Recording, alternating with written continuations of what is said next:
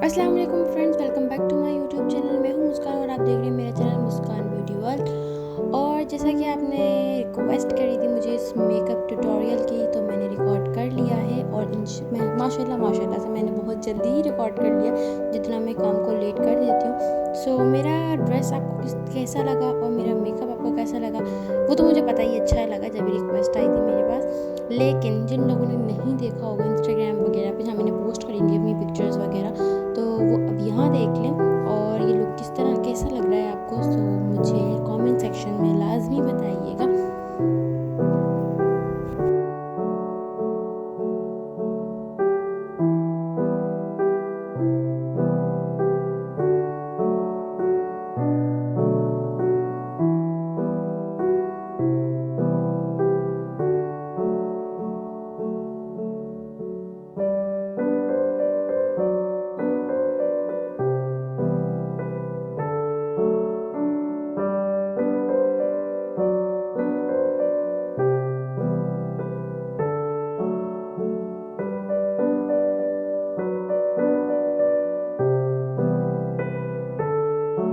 So guys, यहाँ हमारे पास है मिस रोज़ का पर्ल फेस प्राइमर, जिसको मैंने अपने हाथ पर निकाल लिया है और अब अपने फेस के ऊपर अप्लाई करना स्टार्ट कर रही हूँ।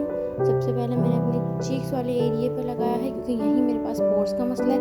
पर्ल प्राइमर्स जो होते हैं वो आपके पोर्स का जितना भी मसला होता है उन्हें फिल कर देते हैं, क्योंकि जब ये 10 to 15 मिनट बाद जो इनका ग्लो आता है फेस पे वो बहुत ही ज़बरदस्त होता है। यहाँ मैंने काशीज़ का फाउंडेशन ले लिया 24 आवर्स का, और दिस इज़ वाटरप्रूफ फाउंडेशन, और वाकई वाटरप्रूफ है। इसको धोने के लिए बहुत ही ज़्यादा इंसान को हिम्मत, ताकत और हौसला चाहिए होता है। सो अब मैंने इसको अपने पूरे फेस के ऊपर ब्लेंड कर दिया है।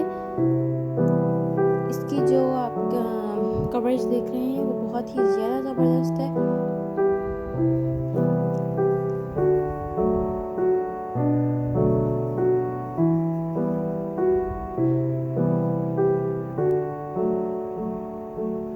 सो अब मैं अप्लाई करना शुरू करूँगी लूज़ पाउडर, जिससे मैं अपने फाउंडेशन को फिक्स करूँगी। और लूज़ पाउडर मैंने क्रिस्टीन का यूज़ किया है और इसका नंबर था 325, और ज़्यादातर मैं यही वाला नंबर यूज़ करती हूँ, क्योंकि ये नंबर जो है वो नेचुरल टोन्स पर होता है कि आप किसी भी टोन के ऊपर यूज़ कर सकते हो और बहुत अच्छा रिजल्ट देता है, और इसके प्राइसेस भी बहुत रीज़नेबल हैं। पूरे फेस के ऊपर मैंने अप्लाई कर दिया, और आप ये जो पाउडर होता है इसे लगाने के बाद थोड़ी सी देर वेट करें और उसके बाद पावर ब्रश से आप इसको डस्ट आउट कर दें। यहाँ मेरे पास मैजिक इंक का आईब्रो शेड था और मैंने महंगी ब्रशेस किट में से एक कट ब्रश लिया है। सो इससे मैं अपनी आईब्रो को शेपिंग दे रही हूँ। आईब्रो को शेप देने की जेल लाइनर अप्लाई करने के बाद जो है वो थोपा थोपा सा लुक आ रहा होता है, तो उसके लिए जो हमारे पास मस्कारा ब्रश होता है उससे आप अपनी जो आईब्रोज होती हैं उनको अच्छे तरीके से कोम कर लिया करें, तो उससे एक बहुत ही ज़्यादा नेचुरल सी लुक आती है। और मैं खुद भी इसी तरीके से मेकअप करती हूँ, क्योंकि जो थोपा थोपा मेकअप होता है वो बिल्कुल भी अच्छा नहीं लगता।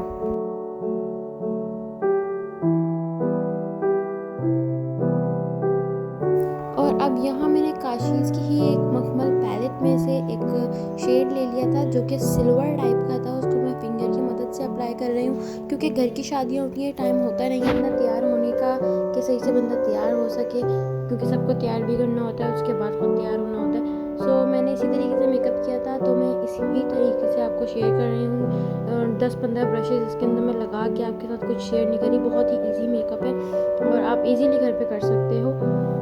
आई बॉल के ऊपर भी मैंने वही शेड अप्लाई किया है और इनर कॉर्नर पे भी मैं यही शेड अप्लाई करूँगी फिंगर की मदद से, क्योंकि टाइम बिल्कुल नहीं होता, जल्दी जल्दी मेकअप करना होता है। जो शेड हाथ में आया बस लगा लिया वही इंसान ने।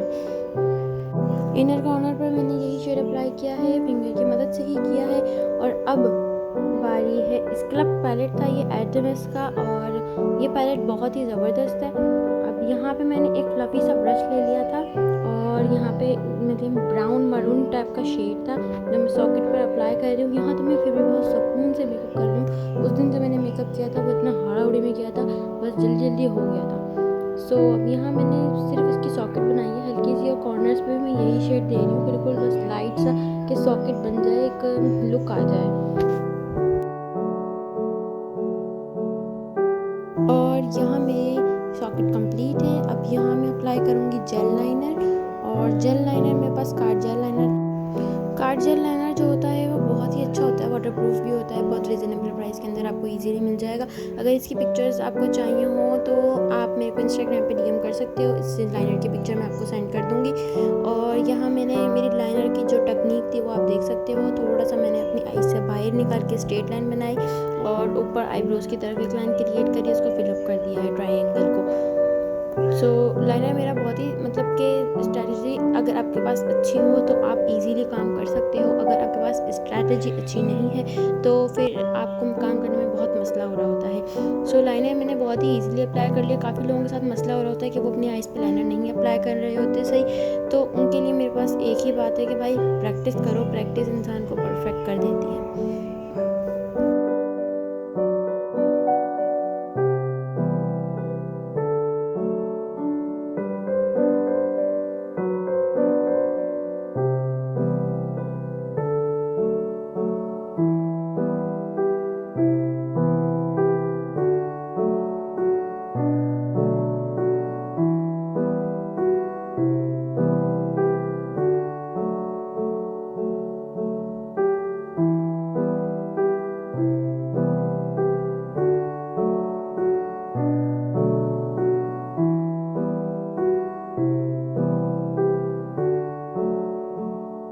यहाँ मैंने काशीज़ की मैट एंड मैजिक पैलेट से एक पिंक टाइप का शेड ले लिया था, लाइट पिंक बेबी टाइप का जो होता है वो शेड ले लिया था। फिंगर की मदद से मैंने अपने आइज़ के नीचे अप्लाई किया। मेरा लाइनर थोड़ा सा ऊपर लग गया, मैं ऑफ कैमरा सही कर लूँगी।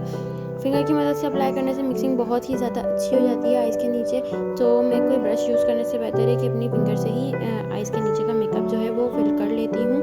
और जो हमारी मैट एंड मैजिक पैलेट लेने की वजह ये थी कि उसका पिगमेंट बहुत अच्छा है। यहाँ मेरे पास फेजेट का मेटालिक ग्लिटर आई शेडो है जो कि बहुत ही अच्छे हैं, आपको हर जगह से अवेलेबल मिल जाएंगे, और फेजेट की जो वेबसाइट है वहाँ से भी आप इसको ऑर्डर कर सकते हो। इनका जो ग्लो है वो बहुत ही अमेजिंग है, मतलब कि टाइम सेव करने वाली बात है। अगर आप सीलर के अंदर ग्लिटर मिला के फिर आप अप्लाई करो तो उसमें बहुत टाइम लग रहा होता है, ये आपके पास रेडी चीज़ है, बस आपने लगानी है। फेजेट की ही मैंने आई पेंसिल है, वाइट आई पेंसिल, जो कि मैंने थोड़ा सा ब्रश के पीछे लेकर और अप्लाई कर ली थी क्योंकि उसकी नोक मुझसे टूट चुकी थी। और इसका पिगमेंट बहुत ही ज़बरदस्त होता है, मतलब कि कोई एक्सपेंसिव जेल लाइनर ख़रीदने से बेहतर है कि आप ये 300-400 की पेंसिल ख़रीद लो और बहुत ही अच्छा लुक देती है आपकी आइज़ के अंदर। और यहाँ मेरे पास काशीज़ का जेल लाइनर था, क्योंकि जेल लाइनर नहीं, मस्कारा था।